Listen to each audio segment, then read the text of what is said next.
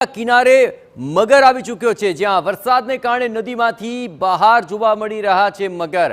અંકલેશ્વર કિનારે આ મગર બહાર આવતા લોકોના ટોળા જોવા માટે ઉમટ્યા હતા। ભારે વરસાદને કારણે આખરે વધારે માત્રામાં પાણી આવી જવાને કારણે આ મગરો કાંઠા વિસ્તારમાં આવી જતા હોય છે અને અહીં મગર બહાર આવી જતા લોકો તેને જોવા માટે ઉમટ્યા હતા।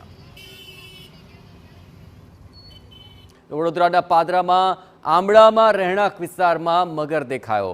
આ પ્રાણી જીવ સંરક્ષક સંસ્થાએ મોડી રાત્રે આ મગરનું રેસ્ક્યુ કર્યું હતું। વરસાદને કારણે નદી નાળા છલકાઈ ઉઠ્યા અને તેને કારણે મગર બહાર આવી ચઢ્યા છે।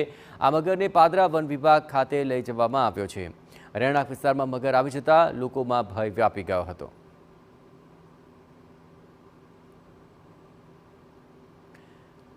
નદી નાળા છલકાઈ ઉઠ્યા છે અને તેને કારણે મગર બહાર આવી ચડતા હોય છે, પરંતુ રહેણાંક વિસ્તારની અંદર આ પ્રકારના મગર બહાર આવવાના કિસ્સાઓને કારણે લોકોમાં ભય વ્યાપ્યો છે।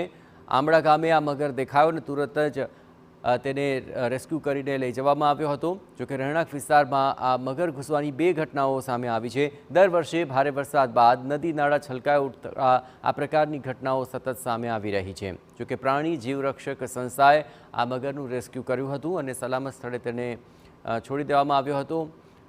મગરને પાદરા વન વિભાગે દ્વારા રેસ્ક્યુ કરવામાં આવ્યો ને ત્યાંથી તેને લઈ જવામાં આવ્યો હતો, પણ આ રીતે નદી નાળા છલકાઈ ઉઠતા મગર બહાર આવવાની ઘટના વડોદરા અને ભરૂચ બંનેમાં જોવા મળી, જ્યાં કાંઠા વિસ્તારની અંદર મગર દેખાતા લોકો તેને જોવા માટે ઉમટ્યા હતા।